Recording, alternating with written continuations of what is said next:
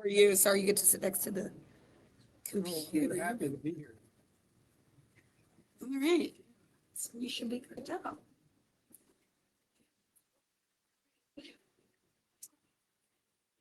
Good evening, everyone. How are you all today? Great. It's all getting a little chilly, but we have a nice warm room. Welcome. Thank you so much for being here. My name is Olivia Brown. I'm the Executive Director of the Albemarle Charlottesville Historical Society. I'm delighted to welcome you to the first of our historic preservation lecture series, which we are now doing quarterly this year.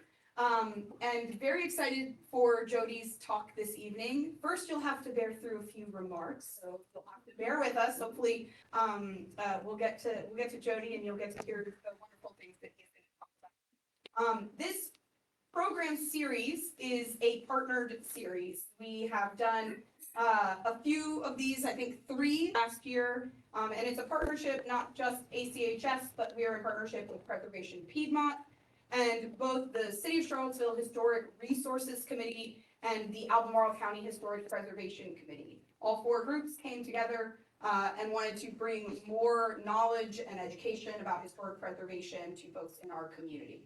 So we're really excited to all be here tonight and to kind of kick off the 2026 program series. Before I turn it over to Jenny Keller from Preservation Piedmont, just want to say a special thank you to Trinity Episcopal for having us here, for allowing us to use this space. Thank you. We're super excited to be here, and in a little while you'll also hear a little bit about the portraits and the exhibit that you see around you before we start. If you haven't learned more about the work that ACHS is doing, I'd be delighted to tell you more about it. We have a new membership program. We are undergoing our first ever strategic plan, and we're really excited for the growth of our organization. So if you want to learn more about the work that we're doing, I won't bore you with it from up here, but I would love to talk to you more about ACHS and just the general things that we have coming up in the coming year. And I will turn it over to Genevieve Keller, President of Preservation Piedmont, to give a welcome on her behalf as well. Thank you.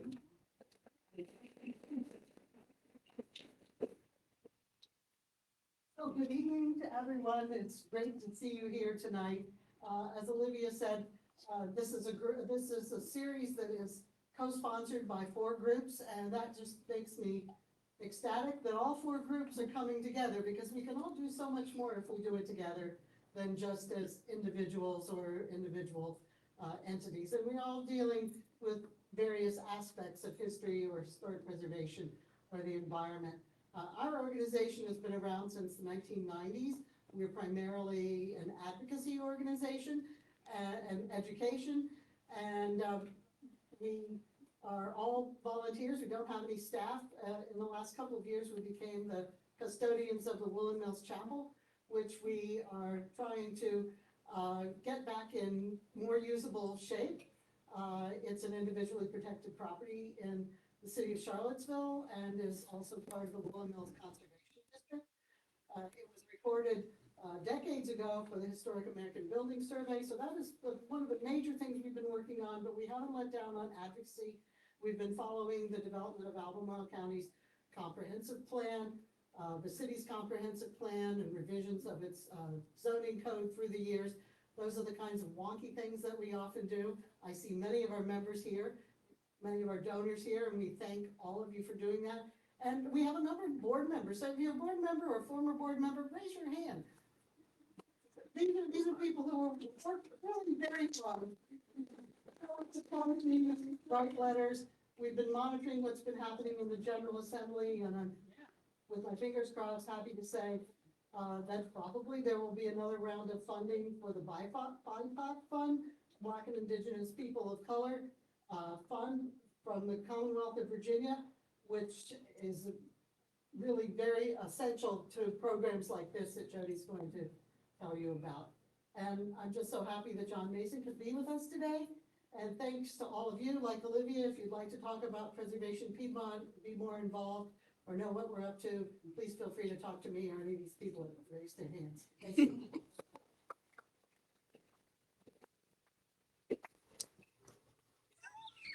It's like we can't. I'm Bill Bergen. I've been asked to just welcome everybody here on behalf of the Charlottesville Historic Resources Committee. There's several members of us here. I'm not sure why I was asked to welcome you, but we are focusing on some significant anniversaries, of course, the 250th, but more particularly, we're partnering with several groups on the 50th anniversary of the downtown mall. So we have focus for here. We're looking at several other projects we're not really ready to talk about. We spent a long time, recently, most of my time on the board, seems to be working on a walking tour brochure that Dee Dee did young women's work on. And now then we should have those at all these gatherings. But again, just welcome. Thank you. Bill got to be the lucky one standing near us when we were trying to determine if someone from the city committee was here. Before we get into tonight's talk, I am delighted to welcome John Mason to come speak a few minutes about the beautiful portraits that you see around you, the traveling exhibition of Visions of Progress, photos from the Holsinger studio, and share with you a little bit about an additional aspect of why having our program here tonight was so wonderful is that we could have this exhibit on display at the same time. So please join me in welcoming John Mason.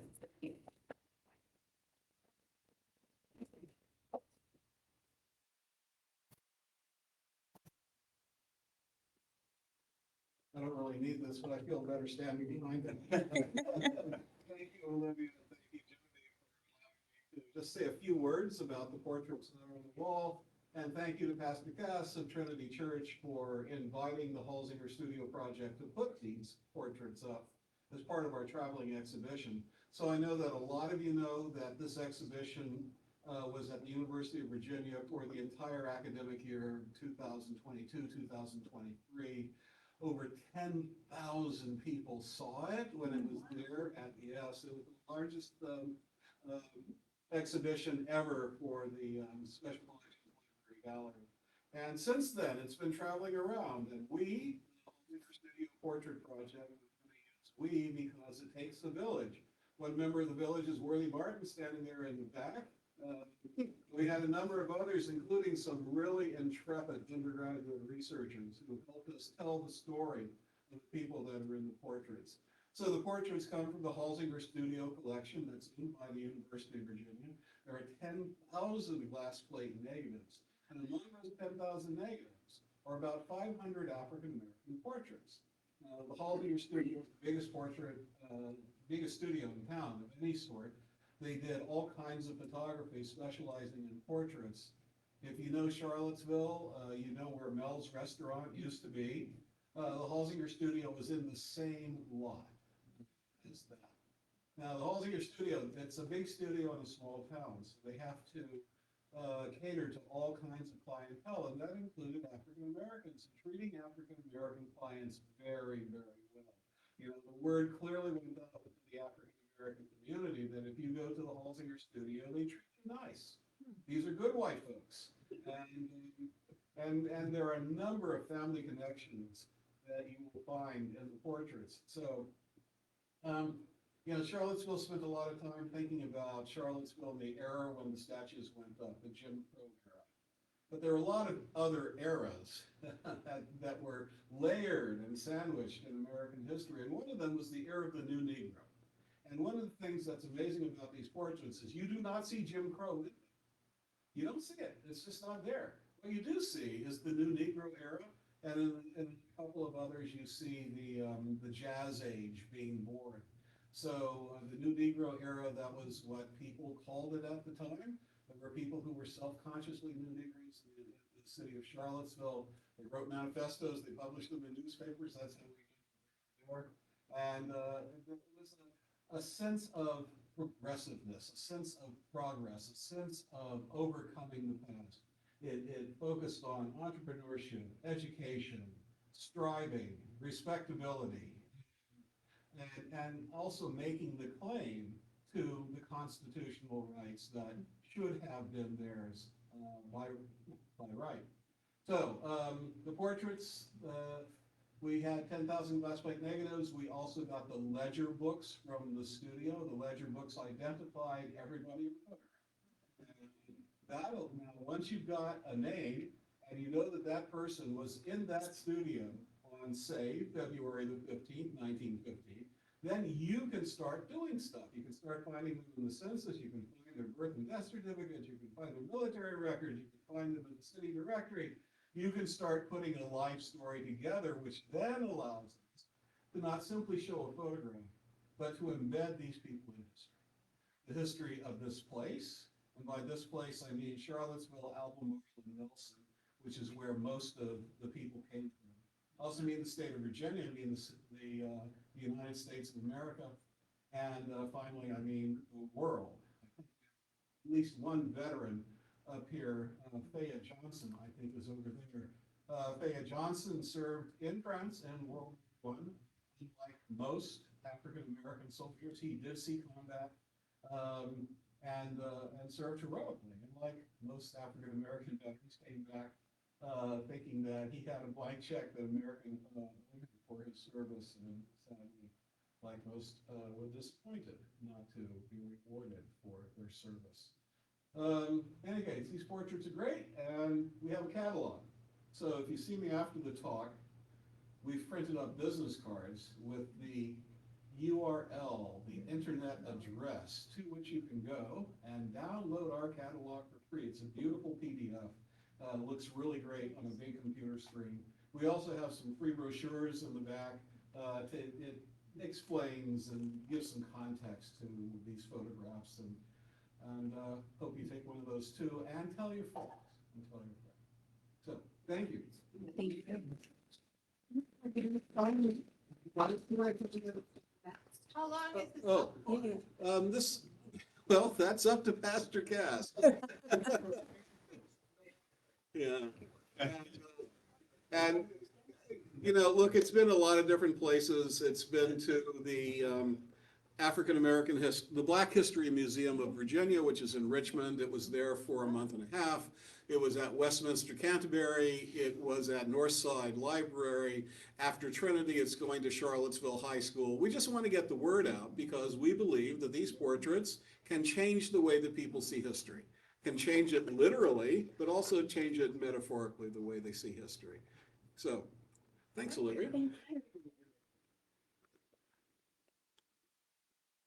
I'm just going to interject 1 minute. If you're interested in period photographs, please take a look on West Main Street between 4th Street and the Drury Brown Bridge for the banners from the Jefferson School, which was in existence from 1926 to 1951 as a high school, and it was the first public education available in Charlottesville for African American students. It came about only because of a petition. And these photographs give another look at another phase of African American history in Charlottesville, and we were proud to sponsor one of those. It gives you a feeling for the activities at the school. So get out of your cars and take a walk on West Main Street. Yeah, they're wonderful photographs, really. Well, without further ado, we will get started with tonight's talk. I have the pleasure of introducing you to our speaker this evening, Jody Lahendro. Since retiring 5 years ago, Jody has been providing architectural services to nonprofits seeking to preserve their African American historic buildings.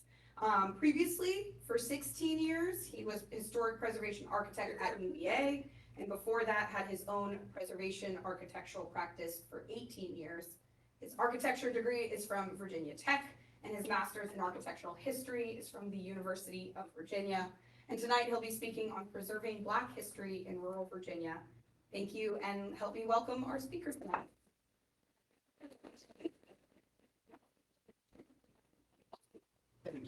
Thank you for braving the weather to be here.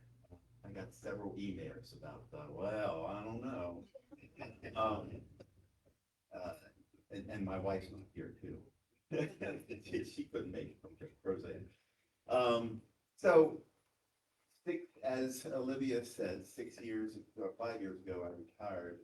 6 years ago, a year before retiring, I I was asked by Billy Goodness Foundation, Kathy Garstang is here tonight, to join a team of volunteers, engineers and contractors to preserve and adaptively reuse the historic Rosenwald School in Cobble, Virginia. This is, I need to turn it on. It's on the top. It's St. John. In researching this school, because I knew nothing about historic African American architecture, I learned a lot about the historic Black churches and schools of African Americans, and also learned how dire a condition they were in. They were falling down. Once I retired, I committed myself to helping nonprofits who were seeking to preserve these buildings. And most projects I did at first were schools because of the experience from St. John, several Rosenwald schools and non-Rosenwald schools. I think I'm up to about 25 now. And about the last year and a half, I started helping nonprofits with historic Black churches. All of that is in the Central Virginia area. And I should say that I know now, after now working with schools and churches, that these were the core institutions for African American communities founded during Reconstruction. For instance, the St. John Rosenwald School is in the Cobham area. Cobham is one of several Black settlements, communities on the east side of 22 and 231, going up to Gordonsville. And St. John School, it's a little irritating. I spent a lot of time on my visuals, and I'm very proud of them.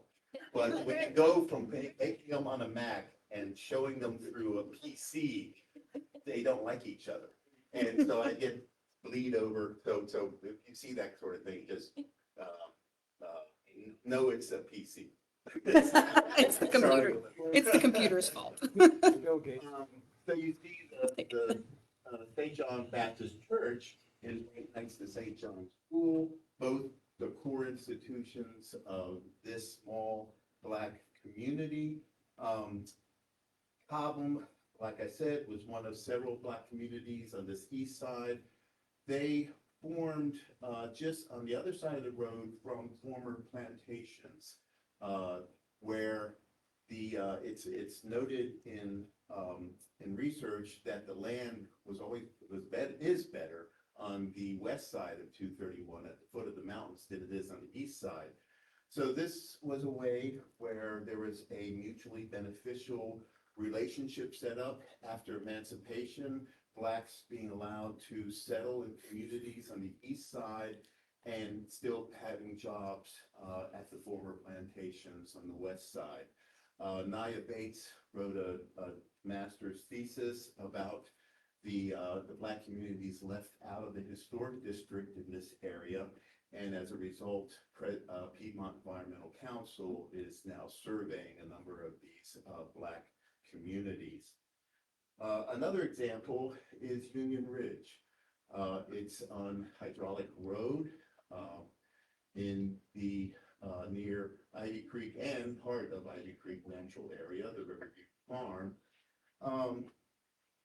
Hydraulic Mills, before they put in the reservoir, was on the creek there, and had a number before and after the Civil War, 2 grain mills, 1 sawmill. There was a cooper shop, a blacksmith, stores. This was a community, a town.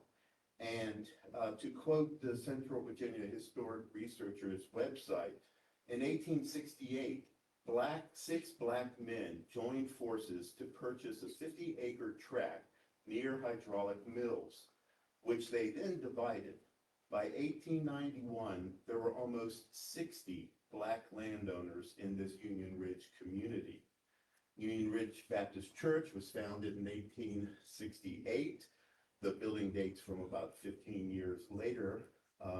And then Union Ridge School, graded school, a building was constructed in 1885. That later became the Albemarle County Training School for African Americans. It was open until 1951 when Burley was constructed on Rose Hill. Mary Carr Greer started off as a teacher here for many years and then was the principal for many, many years here also. This is a map of Albemarle, obviously, and it's showing the relationship between the Black-owned property in yellow, the churches in red, and Black schools in the black star. And as you can see, there is a close relationship between all three, supporting that the fact that the communities needed to have these institutions. And I thank Dee Dee Smith for providing some maps for me here. The historian wrote about this period. In those decades after emancipation, African American freedmen typically were focused on their security in a hostile environment by clustering together to create communities. Here, they built their most important social institutions, churches and schools. Upon emancipation, Blacks started forming churches in their communities. This was provided many important services, social organization, cohesion, personal and racial uplift, and education. Schools came soon after those churches, and many of them were meeting in the churches or in separate abandoned structures. A Black journalist wrote in 1865, "Freedom and school books go together." This is an 1867 map by Hotchkiss, and it shows only 2 established Black churches at that time. There are also on the same map 31 white churches indicated. By 1870, historians have estimated 80% of the Blacks in Virginia were church members, and 85% of those were Baptist. An essay from the African American Life in Rural South says that while the majority of rural church congregations in the South were established before 1900, it was not until after the turn of the 20th century that most could afford to build meeting houses. Many congregations first worshiped in brush arbors.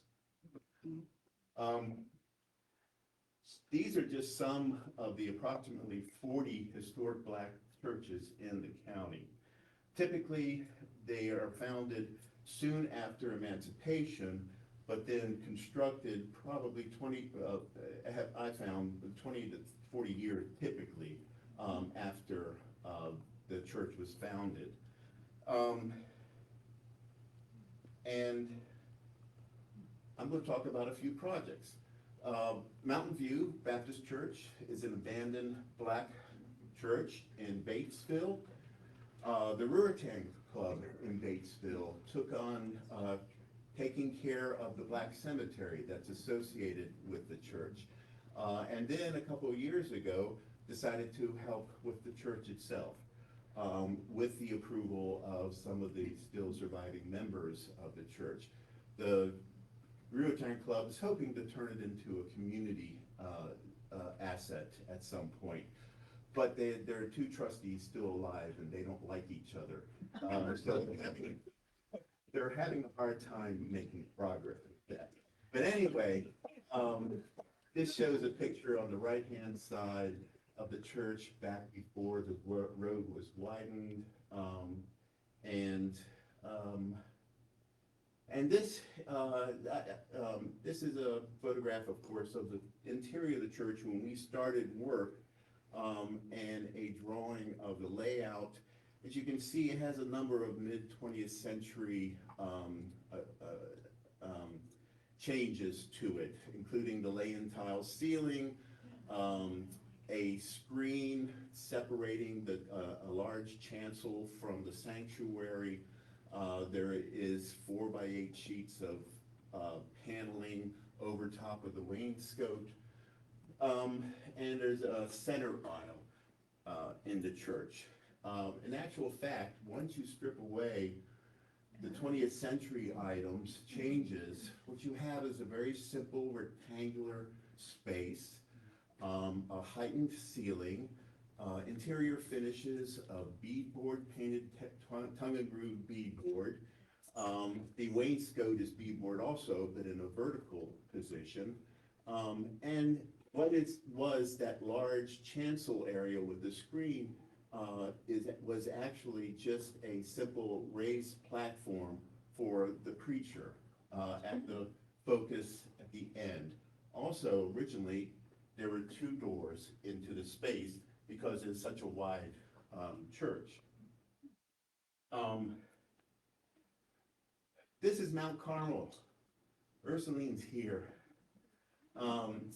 Mount Carmel, I've been privileged to be helping them for a while, and it is in the Browns Cove area, pictured today with their new fellowship hall on the left-hand side, and then a picture from 35 before the toilets were added on both sides of the vestibule and the fellowship hall was put in.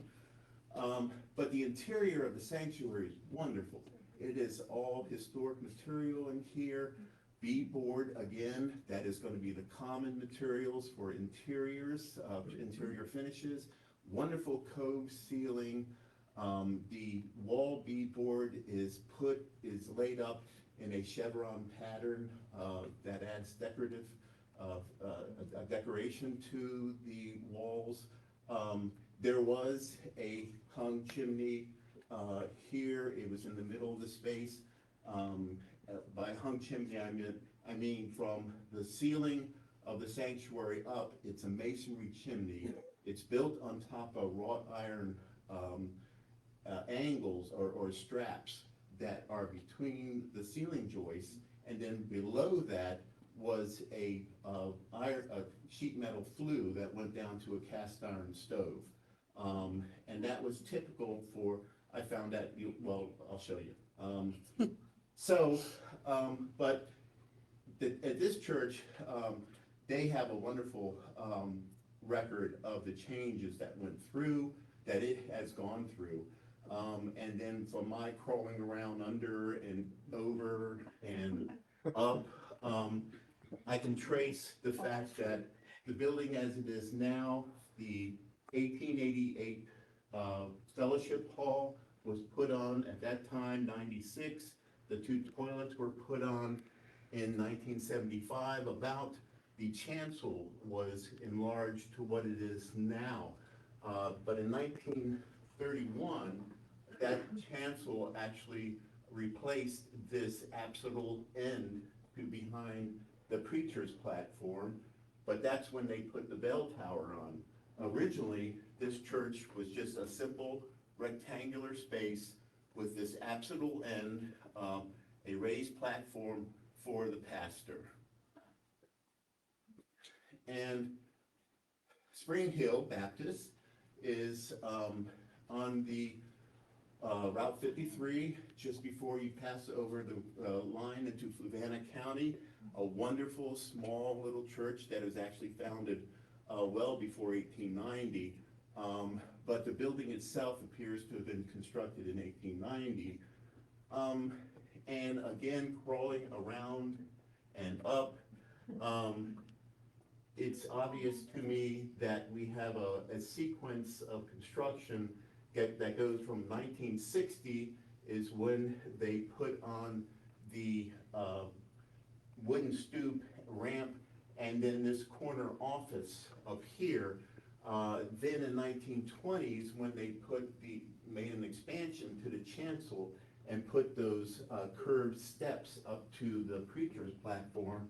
But the original church, looking at the evidence, was again a simple rectangle with an apsidal end, octagonal apsidal end behind a raised preacher's platform, a much circular. And this is the hung chimney. This is the location of the hung chimney above the ceiling, and this is where the cast iron stove would probably have been. Another example, Sand Road Baptist Church, just north of Esmont. Again, another sequence of this. It shows they have now a lay-in tile ceiling. There is actually above here a vaulted beadboard ceiling, and in '85 they put the toilets on either side of the vestibule. In '59 is when they expanded the chancel. They had also a choir room and a pastor's office in the two corners. In 1925 is when they put on the vestibule and the bell tower.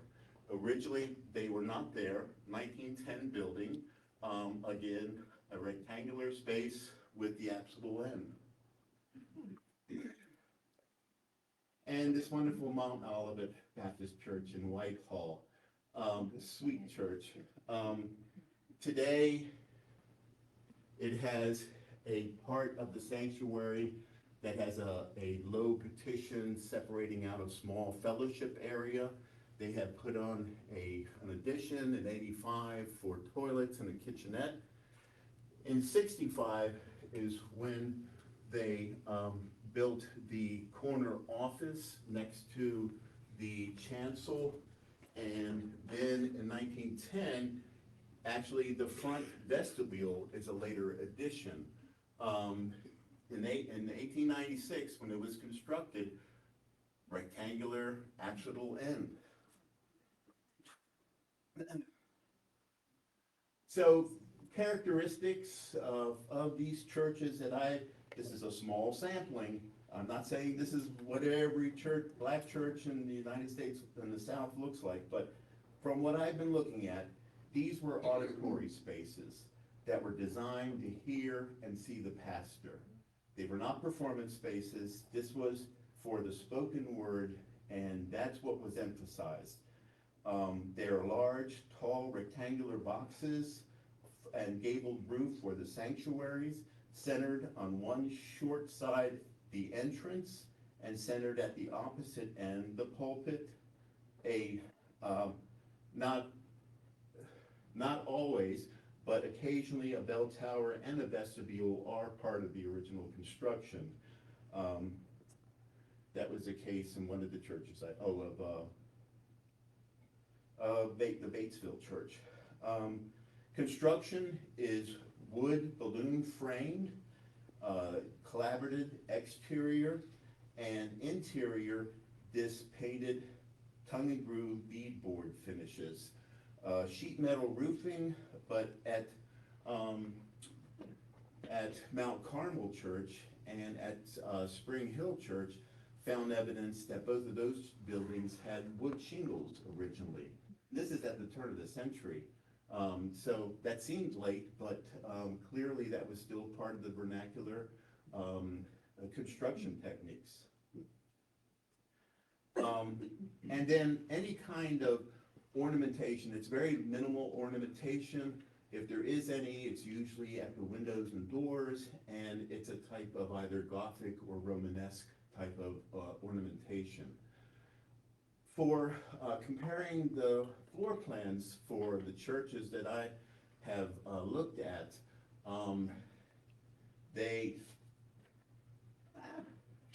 they are symmetrical, about a longitudinal center axis with evenly spaced large double hung windows on the two long side walls.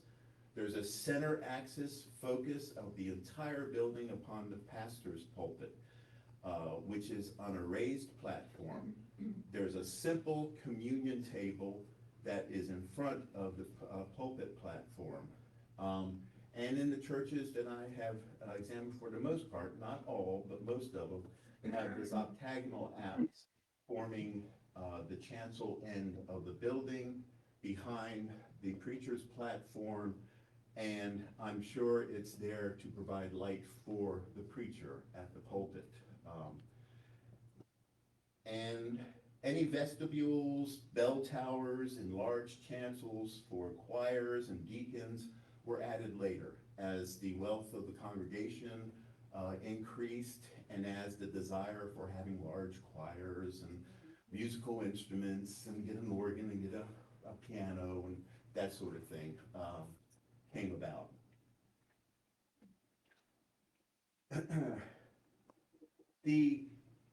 As I mentioned before, in 1870, 80% of the blacks attended church. In this 1930 booklet by Virginia Tech on rural churches in Virginia, 66% at this time were attending churches. Blacks were attending church. I asked all the black ministers of the churches that I've been working with what they would estimate today, and they believe it's between 20 to 25% of the black population still attending churches. Clearly, black churches in the rural areas are having challenges, and in response to that, Reverend Brenda Walker and Dee Dee Smith created, working together with the UVA Law Clinic, created something called the Coalition of Black Churches of Albemarle County. There are 10 black churches that have agreed to participate in this. We are meeting together, sharing information on common problems and challenges that they have, and this has just begun. We look forward to having some conclusions and some help for the churches in the future, but just getting them together and talking to each other is a huge milestone in itself. And I am helping along with Hannah Dining, who's a graduate student in architectural history. We're involved because of the number of questions dealing with facilities, condition of the buildings, their history, and so we're helping with that aspect of it. At the same time that the churches are developing, schools are also developing, and the more formalized system started here in Charlottesville with the Freedmen's Bureau that came here in 1865. They started the Freedmen's School. Miss Anna Gardner was the teacher for that. She was a Quaker and abolitionist from Nantucket. And she started the school in fall of 1865 in the Delavan Hotel, the Mudwall Hotel on West Main Street. They had 2 teachers and 90 students at that time. Then two years earlier than that, the first colored Baptist church started meeting in the Delavan Hotel. This church eventually became First Baptist Church. They purchased the property, the old hotel, in 1874, tore down the old hotel and started building their church, which was completed in 1883. By 1870, there were 4 Freemen's schools in the city and 3 in the county. And despite having the state constitution of 1869 mandating that public education be provided free to all races of children in Virginia, this program, this public entity was poorly funded. It had few staff members, nobody who was enforcing requirements of the schools, and severely hampered by that. Let me find my place. I'm rambling because I lost my place. White schools change, administered by white. So this is the white structure or governance for the Department of Public Instruction, as it was called at the time.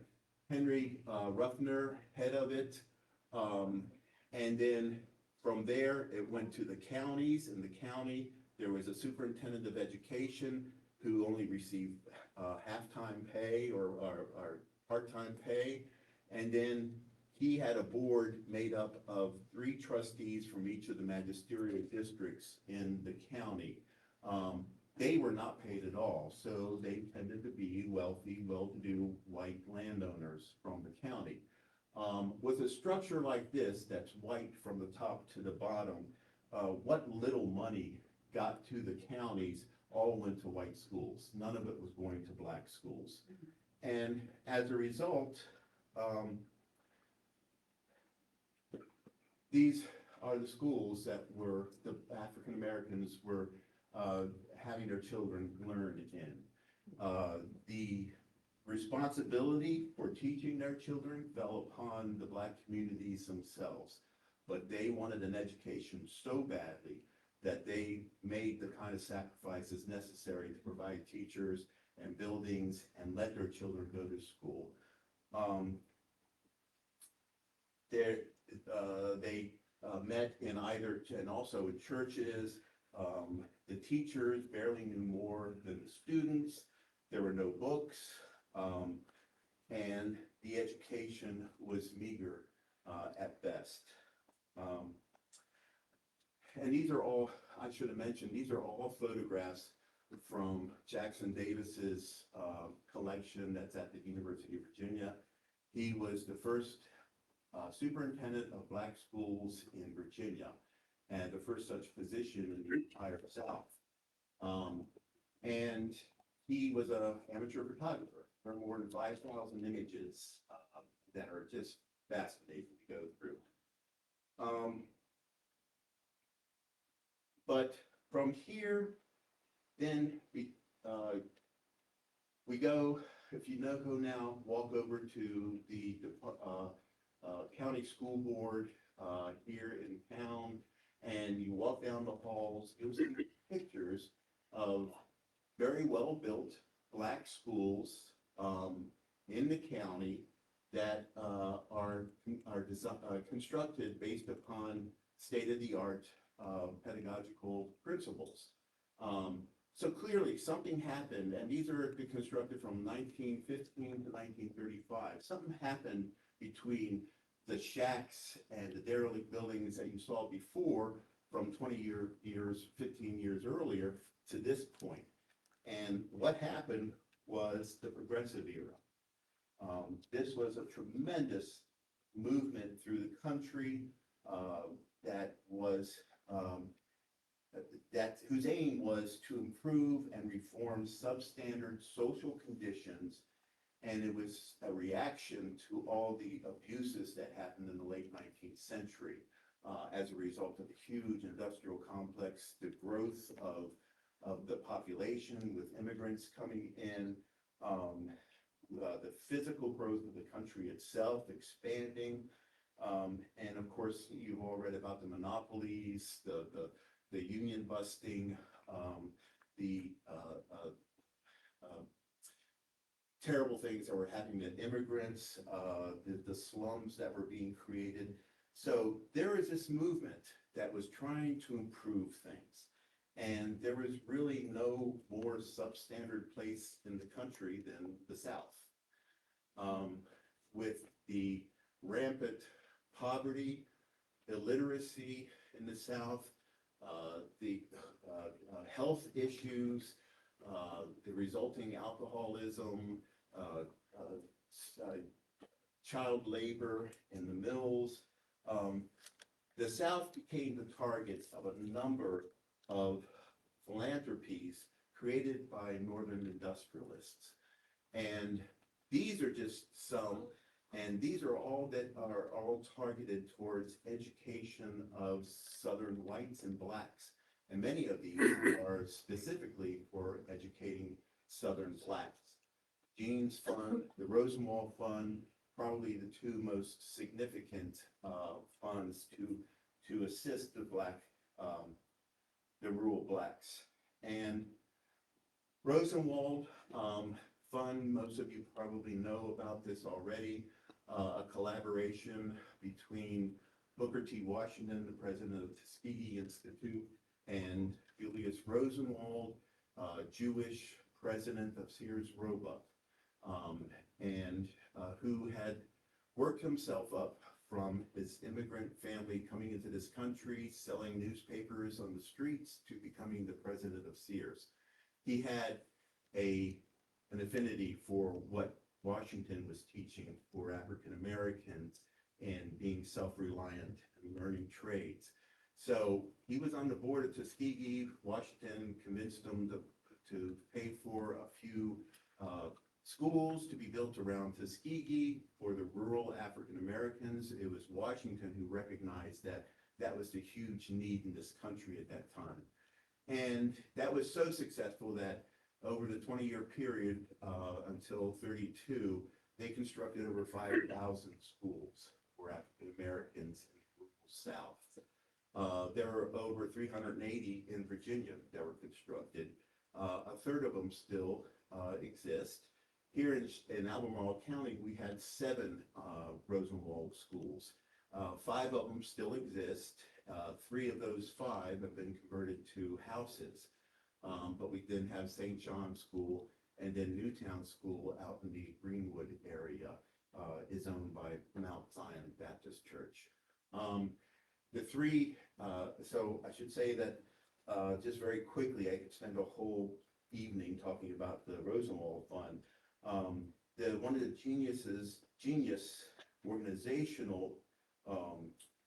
organization of this fund is that it required Rosenwald to put a third of the money into it. It required the local school boards or state school board to put a third of the money into it, and it required the local residents to put a third of the money into it.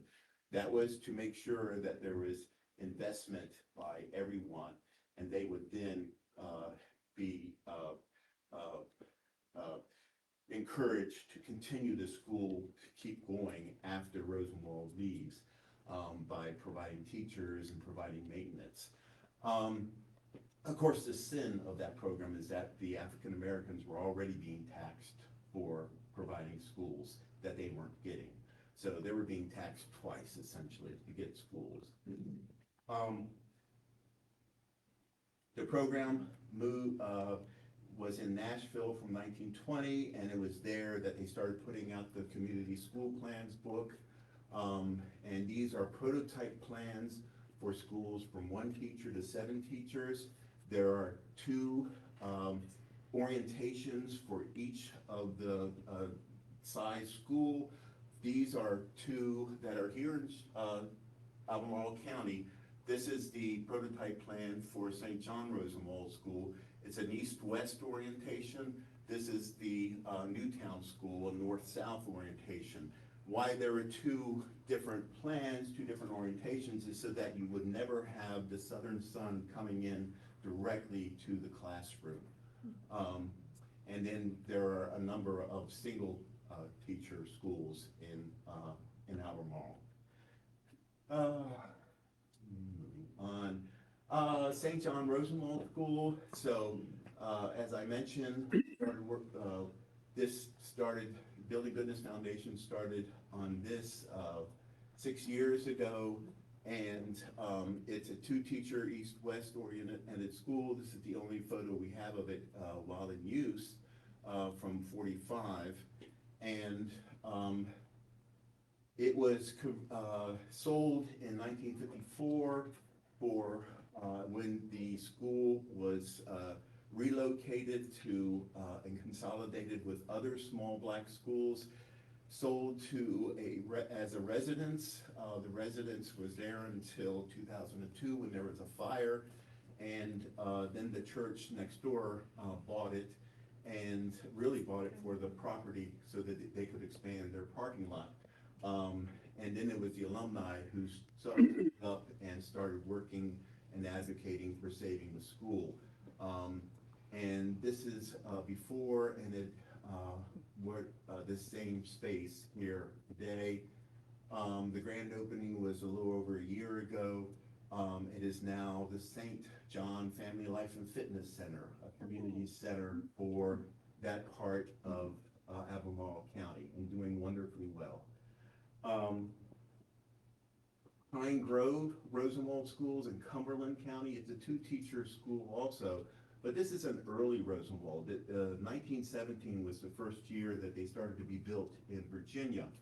And thus, you'll see with this plan, you can tell it's an early one because they don't have an industrial room. That is a characteristic of all the rest of the Rosenwalds. But here, an effort started to save the school. They have a very active community organization pushing for it. And we just finished last August the exterior preservation and stabilization of the building.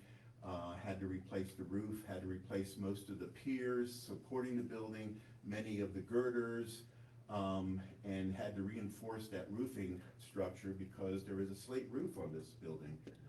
You don't usually find slate on Rosenwald schools because of the expense, but there are a number of them here. I think I counted 5 in the Cumberland, Goochland, and Buckingham counties. And I think it has to do with the fact that Buckingham slate is there. And the 1/3 contribution that the blacks made towards getting their school could be, was they used labor and donated materials towards that contribution. So I think there was probably black workmen who knew how to use slate and could get a supply of it. And today. This is a project that just started a week and a half ago for me. It's Charlotte County Salem Rosenwald School. It's a 3-teacher Rosenwald school. This is the Fisk. Whenever they finished the school, they had to send photographs of the completed school to the Rosenwald Fund. All those documents, of course, now are at Fisk University. And this is the photograph that was sent in. It shows the old school in front of the new school behind it.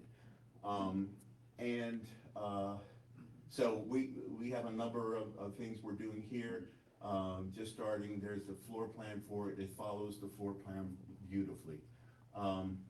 So that's something that's just starting. As successful as the Rosenwald program was, only 1 in 5 public schools were built through the program. The rest of them were private and public combined built schools. And I'm going to talk about this one. This is Rocky Branch School in Dinwiddie County. It's a 2-teacher school. This is the only exterior photograph we have it from the Richardson collection at Virginia Union. And it shows a cupola on it.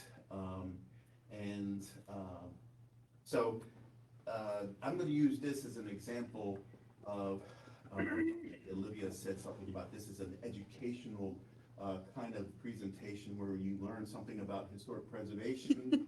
I'm going to use this as a case study of what the kind of process a preservation architect goes through.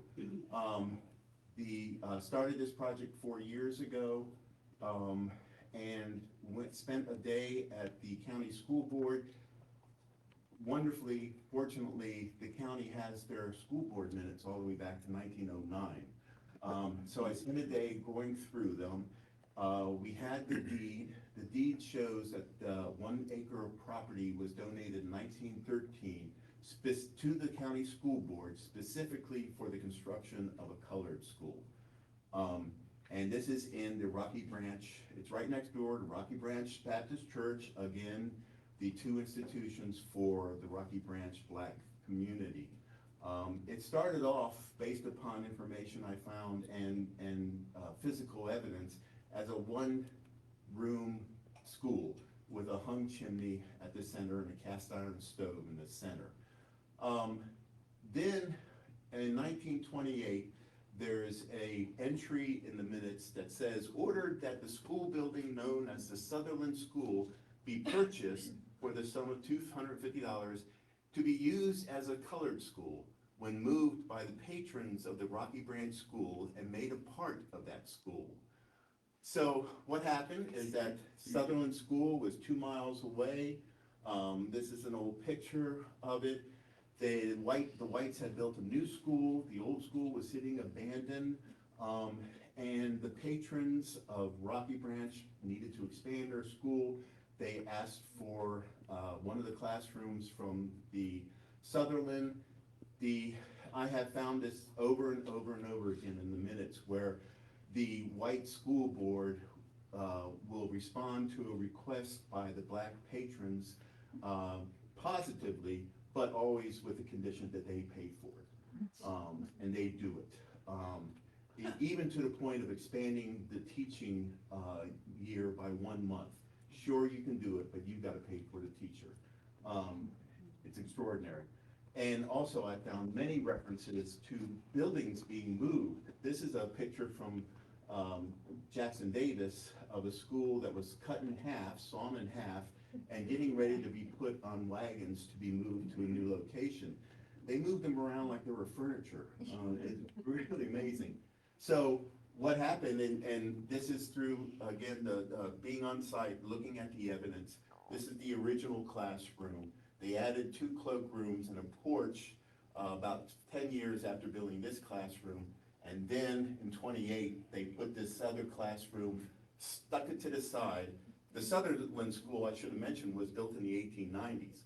So it's very confusing when you go in here and you start looking at the evidence and you see something, oh, well, this must be the first part and this must be the second. Then you look at the evidence, the other evidence, and then you look at the physical evidence too, and it starts to support that. Anyway, it ended up being a 2-teacher school. When I get involved, first thing I do is start doing documentation, measured drawings of the building, getting familiar with it, then doing condition survey, identifying all the problems with the building, coming up with remedial suggestions for dealing with them, prioritizing those problems, and then for Rocky Branch, I had the pleasure of doing an oral history with the alums from the school. And this was such a fun day. They had so many, I think there were 18 of them. And when one, at first they were all very quiet and shy, but when one started telling a story about another one, boy, they all started breaking up and started telling stories on each other and remembering things. Charlene got up and sang the morning song from the school. It was really a great day.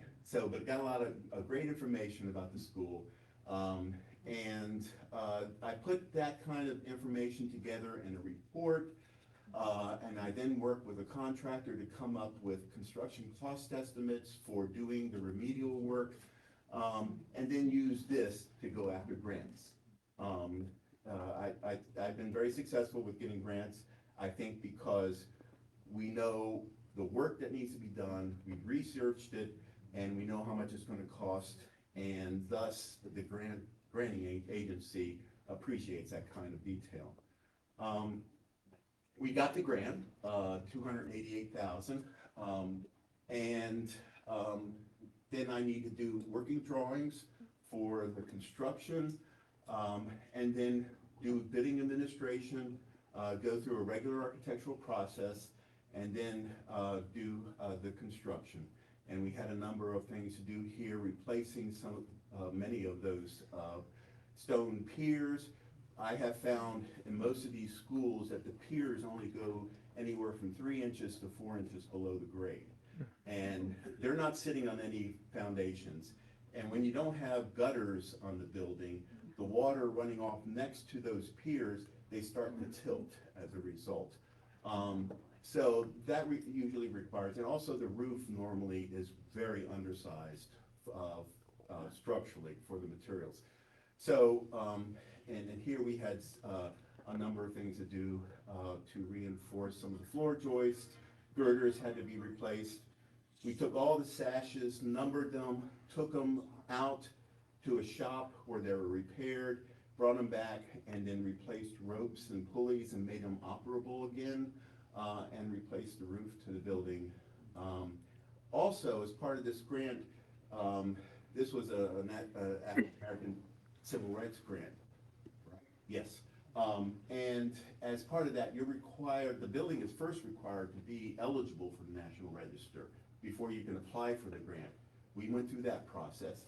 And then, by the end of the construction, you're required to have it listed on the National Register.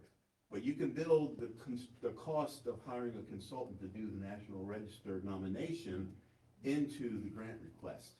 So Commonwealth Preservation Group did the nomination report for Rocky Branch School, and it is now on the National and State Registers in most places. And came out beautifully. Yes. Oh. So the progressive movement that happened nationally also happened in Virginia.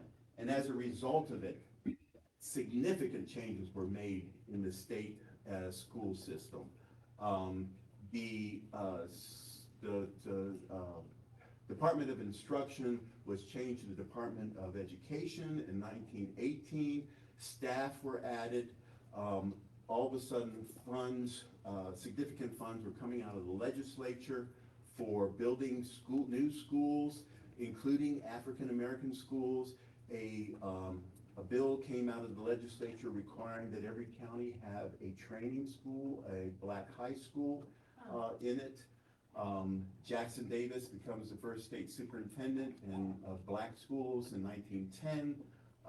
Just loads of wonderful things start to happen after 1902. I won't get into that. So, and one of the things that happened is that they started to add architects within the Department of Education, and they started putting out prototype plans. And going to the Virginia State Library, looking through the collection, I found a number of these prototype plans, and just wonderfully coincidentally, in Fluvanna County, Evergreen School is a school that Will Ward brought to my attention, and we are now working with students at UVA. We've just submitted a preliminary information form to get it eligible for the National Register. And it is based upon one of those prototype plans that came out of the State Department of Education. Things had changed quite a bit in Virginia. And just to sort of sum up Albemarle County before the end of segregation, this is a survey done by the Virginia State Planning Board, 1935. For Albemarle, all the red triangles are black schools in the county. The blue squares are white schools. The green circles indicate schools that are high schools. And then the stars on the left-hand side, they're the 7 Rosenwald schools that are in the county. In 1935, there are 48, see, this is where, that doggone computer, this is all nicely laid out on my computer. There are 48 white schools and 36 black schools, graded schools, elementary schools in 35. There are 6 white high schools, and there's 1 black high school, which is the Albemarle County Training School.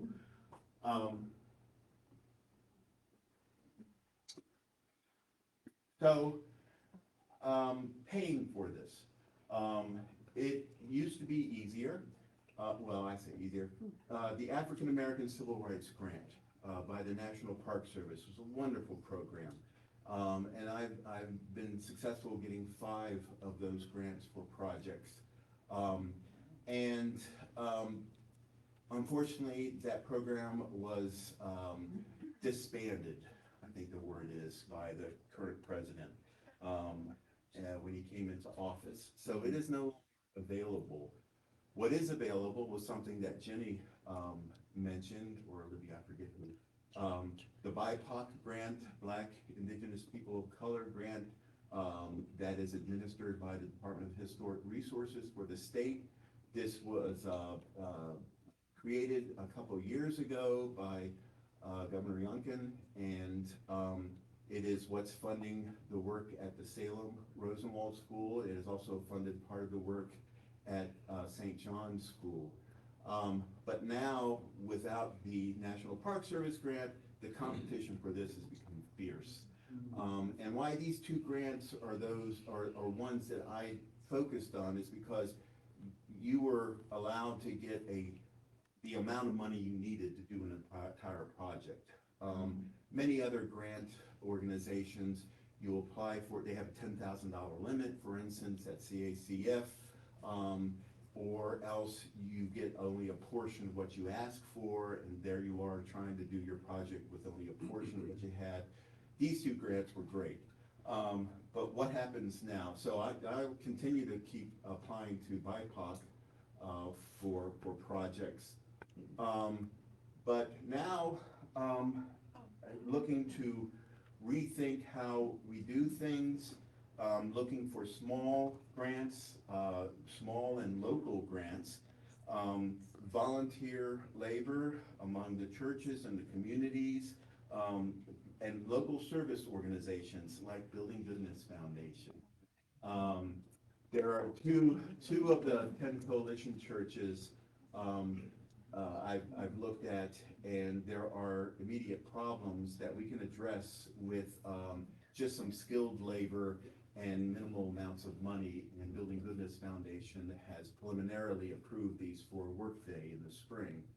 But I think that's going to be the future of getting things done, is prioritizing the work, and getting small grants and volunteer participation in getting it done, led by professionals to get it done.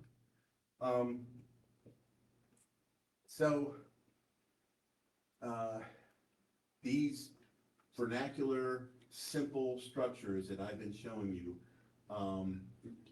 none of them are architectural masterpieces. There were no Civil War battles fought around them.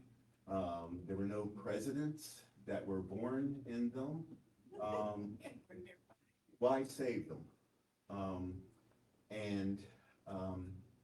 To my point of view, we should save them. We must save them because they represent the truth. Thank you. Love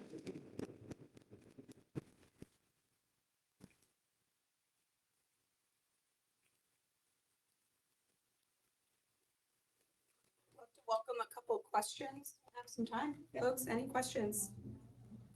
Worthy. That's all, I'm sorry. Next slide, Yeah. the one that was left has the, St. John has the back set of windows built. Floor plan, that's only a small, that's probably, that's over. Yeah. It's smaller, so that light doesn't make it to the back. That actually, the two windows in the center, they're two cloakrooms.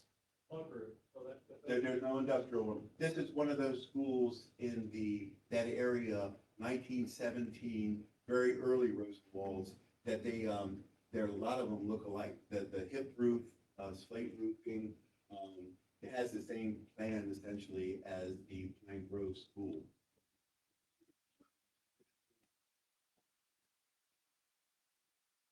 Only light they had. But you find great graffiti in this roofs. I also find that when you go under the buildings, because there's no foundation walls typically, the kids at recess apparently went out with chalk, and I found graffiti written on the side of floor joints. Really great. Many of the old churches have the original pews. I don't know that aspect. All I've looked at are the buildings and stuff. Dee Dee, can you answer that? Don't know, it's a great question. We will find out though. Hannah Dining and I are creating a visiting list that we're going to start to visit each of these churches in coalition. And we have a number of questions we're going to be asking them, and also Hannah's going to be looking at what kind of historic information do you already have? Drawings,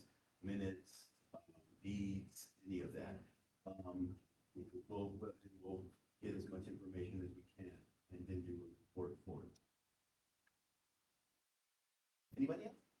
Just say anecdotally, when the church, you showed so many being remodeled and enlarged in the late 1950s and early 1960s. And anecdotally to me, because I grew up in this area, the churches would let people take the pews, and they ended up in a lot of suburban basements in the Charlottesville Allen area. There are certainly historic views in these buildings. Whether or not they're the original, that I don't know, and I don't know that we'll be able to tell, but we're gonna try, yeah. Ellie? Yeah, my question is more about music and musical, particularly in the early churches. Did you find much left or evidence of how the early congregations celebrated? Because even though they did, I mean, music was terribly important in the Black community, as it was in the white community. Yes. Only thing I know about it is what I've read in the history books, and how in the very early churches, when you just had a pastor, you usually had a person who was assigned to start hymns, and then the whole congregation would join in. And it was the congregation providing being the choir, yeah. And then, you know, obviously later on, they started having identified choirs, and the music program expanded and expanded. Yeah, I have a trouble with music programs in historic churches, because they always mess up the chancel at some point.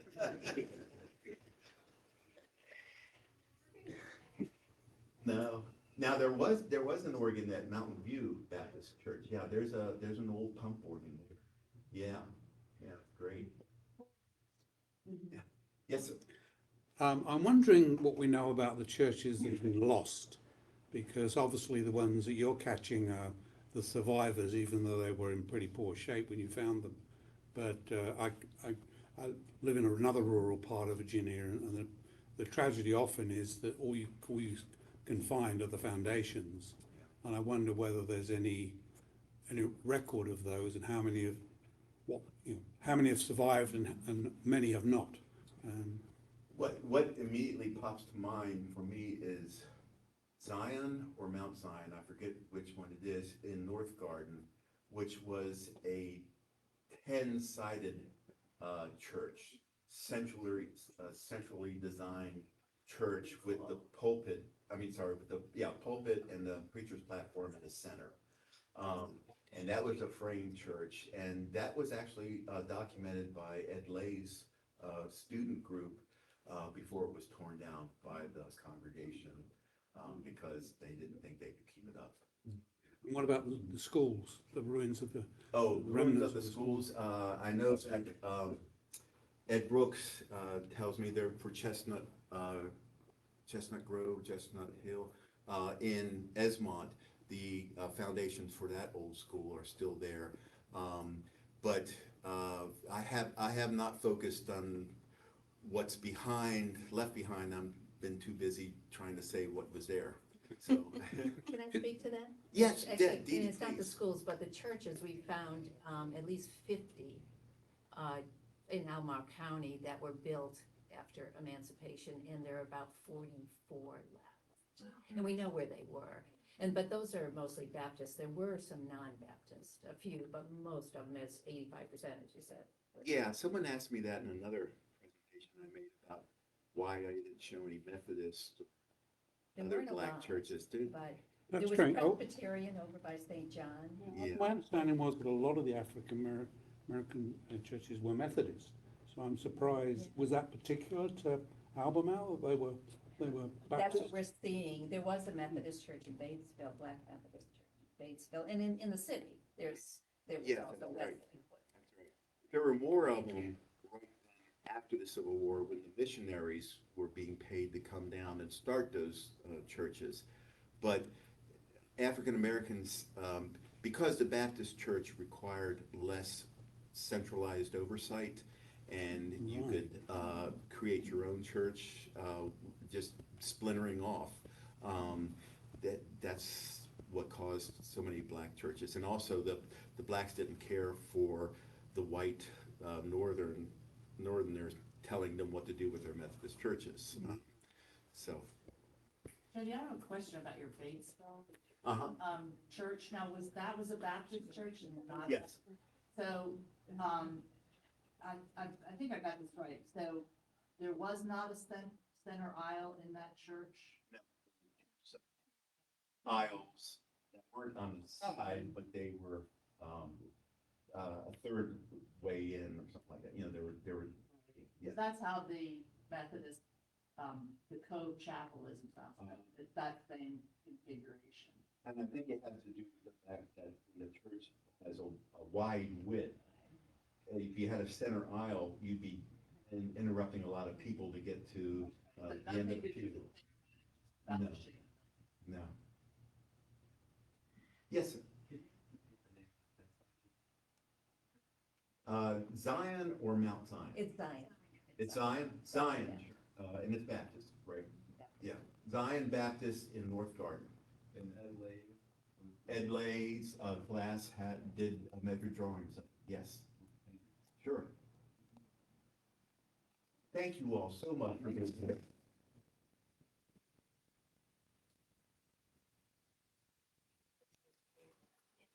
Thank you, Jody. This is amazing. The work that you're doing is just really wonderful. I mean, to say that there were, to what Dee Dee's saying, that there were 50 and you know about 44 of them that are still here. We gotta be busy. Yeah. But you were tired, you know? Folks, thank you so much for coming out and joining us tonight. Commons Contracts is generously sponsoring this preservation series as a whole. So we have a few cupcakes, some tea, some lemonade. I know it's maybe pre-dinner, but you're also welcome to take them with you if you would like, or to hang about for a little bit and chat a little longer. And then we hope that you will join us for any of our future programs. We have a lot going on at the Historical Society.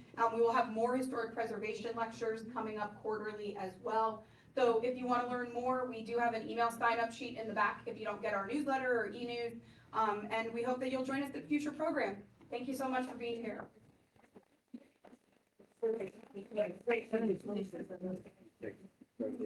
Photographs.